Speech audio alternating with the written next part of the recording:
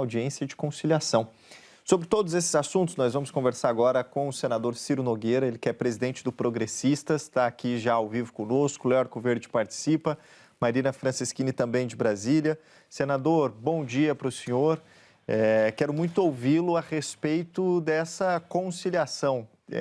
Qual é a viabilidade dela? Surgiu a proposta do ex-presidente da Câmara, Arthur Lira, de trazer tudo para dentro da discussão da ampliação da faixa de isenção do imposto de renda para conseguir essa saída. O senhor acredita nessa solução? Tem conversado com Lira, também com Davi Alcolumbre? O que pode se desenhar de uma conciliação aí nesse instante entre executivo e legislativo, na sua avaliação?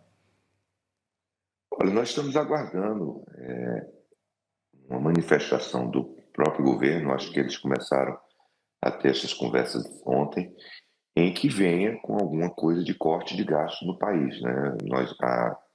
As oposições no Brasil, principalmente nossa federação, já definimos que se não mexermos, cortarmos na carne, eu defendo que haja um corte linear em todos os setores do governo federal, do legislativo e do judiciário, para que a gente possa dar uma demonstração à população, antes de buscar mais recursos no bolso do contribuinte, que nós estamos fazendo a nossa parte.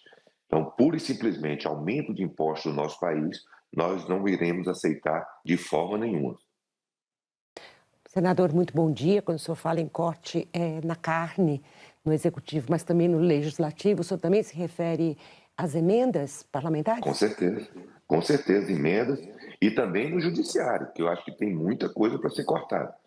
Então, nós temos que dar uma demonstração para a população que nós não estamos alheios a essa situação econômica. O Brasil já tem uma carga tributária, uma das maiores do mundo, com serviços de pior qualidade, com as pessoas nas filas dos hospitais, sem segurança, sem uma educação de qualidade, e nós não podemos mais exigir da população cobrança de impostos, não. Mas que tamanho de corte o Legislativo estaria disposto a fazer nas próprias emendas e por que o Senado, por exemplo, paralisou ali o projeto dos supersalários? É uma coisa que eu cobro diariamente. Mas aqui esse país é um país completamente dominado pelas corporações, em que tem um lobby gigantesco. Eu espero que seja superado pelo Senado. Faço um apelo ao relator, ao presidente do Senado, que coloque essa situação, que nós não temos mais condições de ver funcionários públicos pelo país afora recebendo 200, 300, 400 mil reais a toda hora. Isso choca a população, choca as pessoas que ganham o salário mínimo no nosso país. Eu sou completamente favorável se prioriza essa matéria no Congresso Nacional. Mas, senador, o que o senhor vê na prática como possibilidade de avanço nessa discussão entre Executivo e Legislativo? Porque me parece que houve uma contaminação muito precoce do debate político pelo debate eleitoral.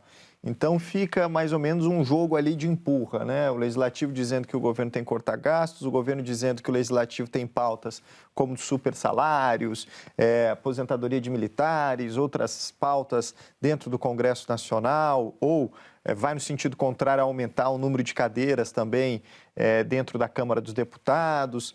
Então fica esse jogo de empurra, todo mundo dizendo, ninguém está disposto a fazer o que precisa ser feito.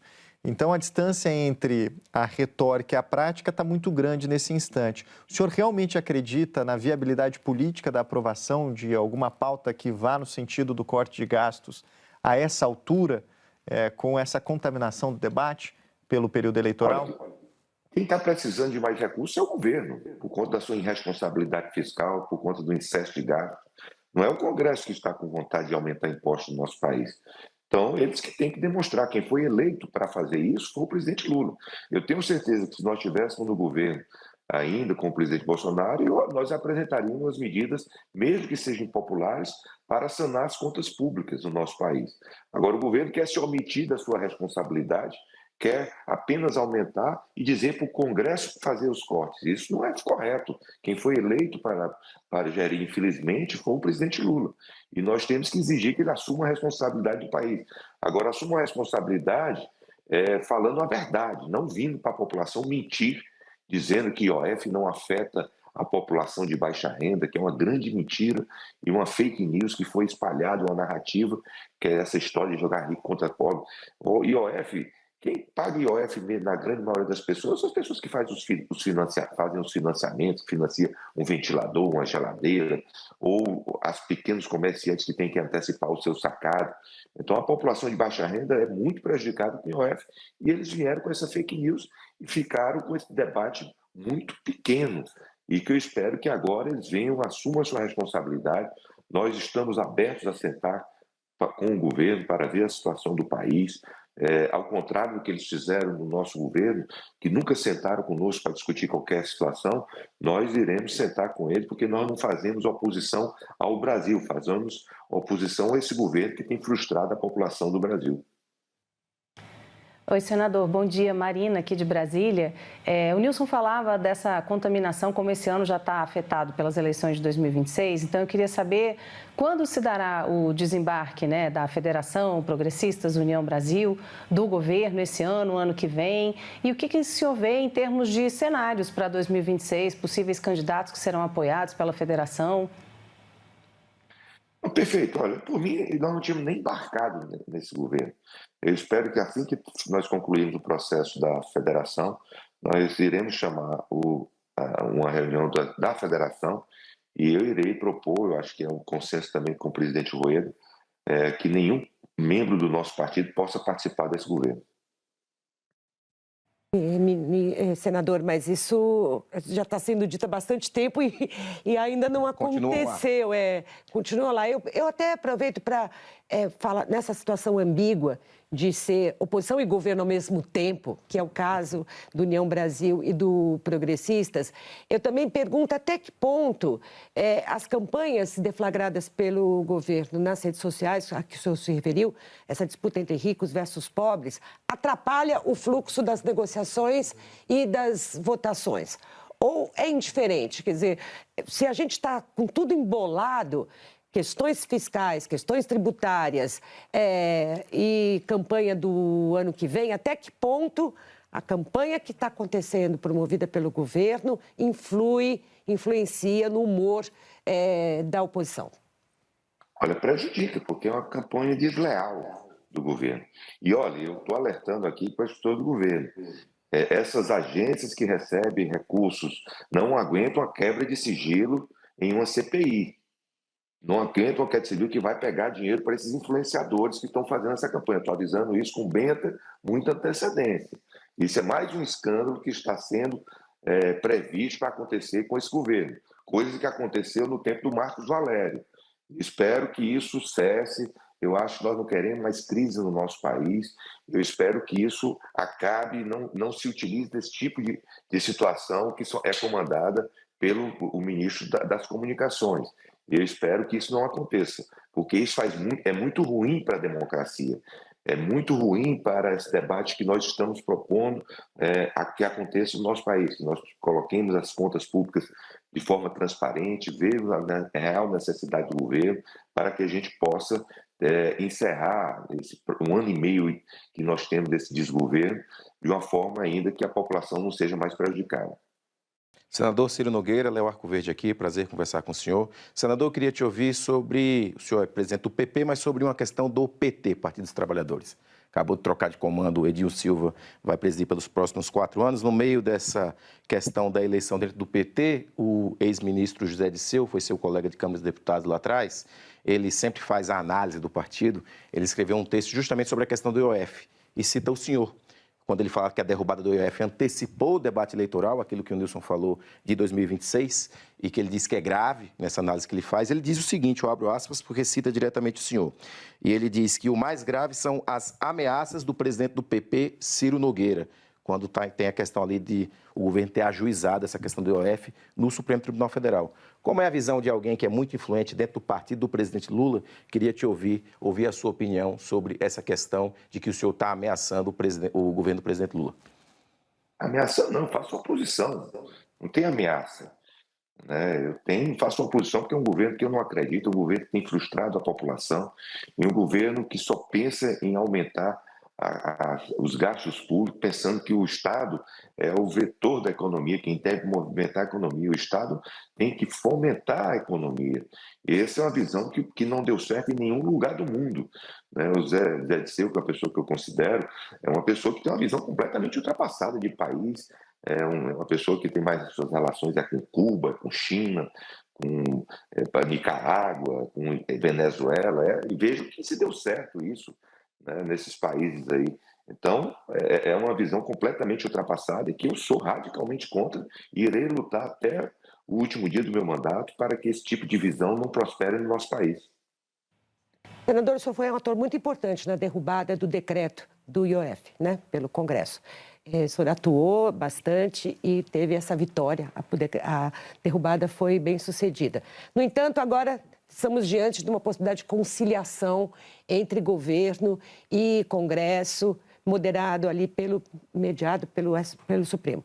Como o senhor acha que essa questão deve ser resolvida na reunião de terça-feira, no dia 15 de julho?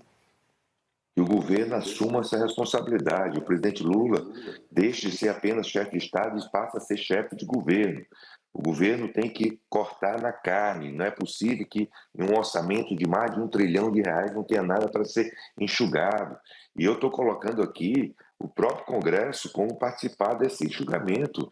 E isso tem que ter um esforço dos três poderes, judiciário, que gasta demais, legislativo e executivo, que gasta mal. Então, nós temos que ter um esforço comum para que a população não seja prejudicada. Qual é a solução que o Supremo pode, digamos, oferecer ao final desse confronto? Ou o senhor acredita que na reunião de ontem, entre Alcolumbre, Hugo Mota e Fernando Haddad, ministra Gleisi, já se formulou uma possibilidade? Ou seja, anulam-se todos os decretos de fato, vamos começar do zero a questão do IOF, vai ser meio por aí? E aceita alguma coisa do IOF ou não, né? Porque ontem o ministro Hugo Costa esteve aqui dizendo que o governo não abriria mão da sua prerrogativa de assinar, publicar um decreto, né, presidencial.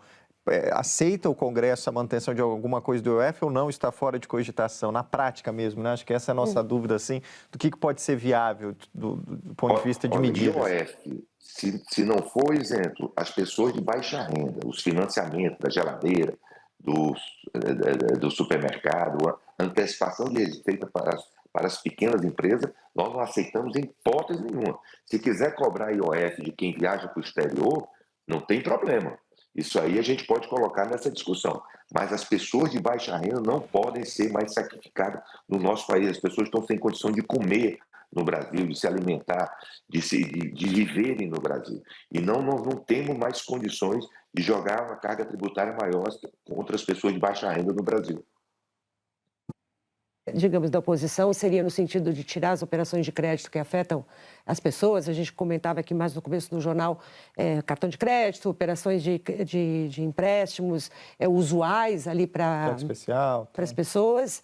Antecipação de receita das micro o risco sacado, o famoso risco sacado, de antecipação de receita, que já diminuiu bem, né?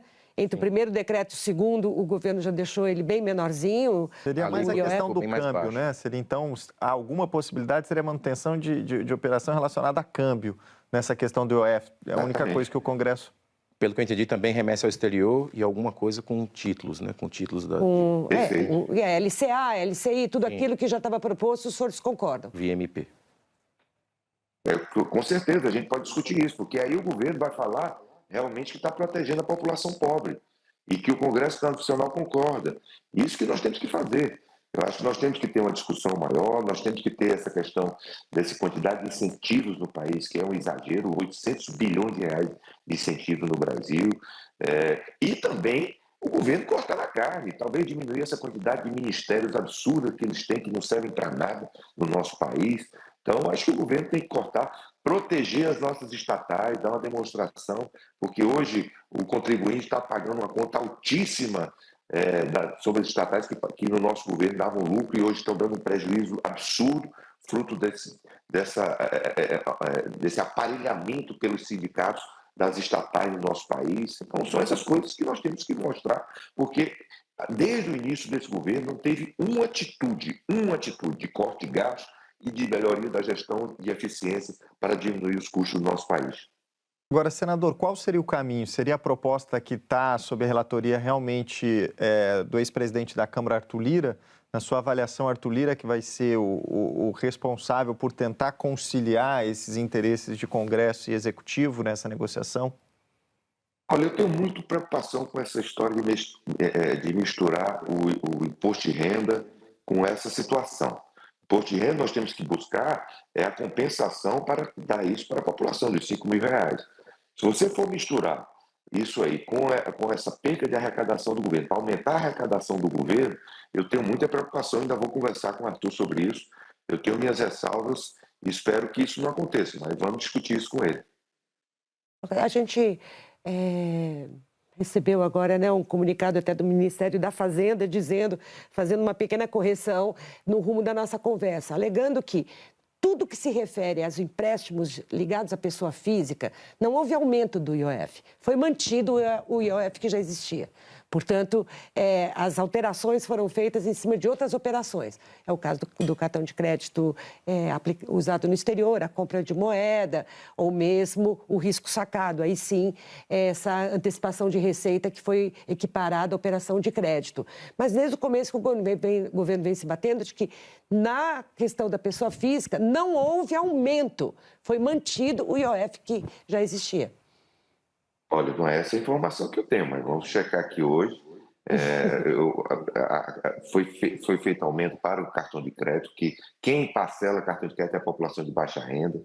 Isso é um risco muito grande no nosso país. O risco sacado é todos os mercadinhos, supermercados pequenos, que tem que antecipar, e se tiver aumento de IOF, vai ter que repassar isso para os produtos. Isso aumenta o custo dos alimentos no nosso país.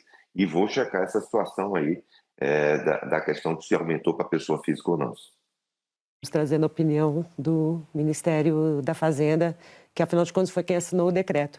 Mas pelo que o senhor diz, pode acabar saindo um decreto a 4 mãos da reunião de conciliação do Supremo, ou seja, um decreto em que o governo consiga impor algumas das suas medidas e o Congresso consiga retirar algumas das medidas que o desagradam. É por aí?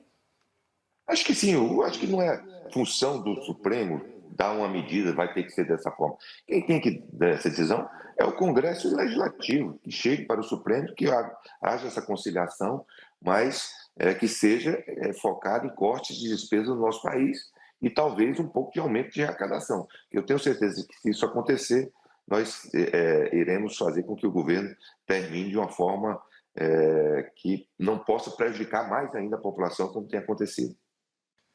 Muito obrigado, senador Ciro Nogueira, trazendo um pouco aí dos bastidores dessas negociações entre Executivo e Legislativo. Muita conversa pela frente, até o dia 15, tem muito tempo ainda, né, para essas negociações. Muitíssimo obrigado, um bom dia aí para o senhor. É um prazer estar com vocês.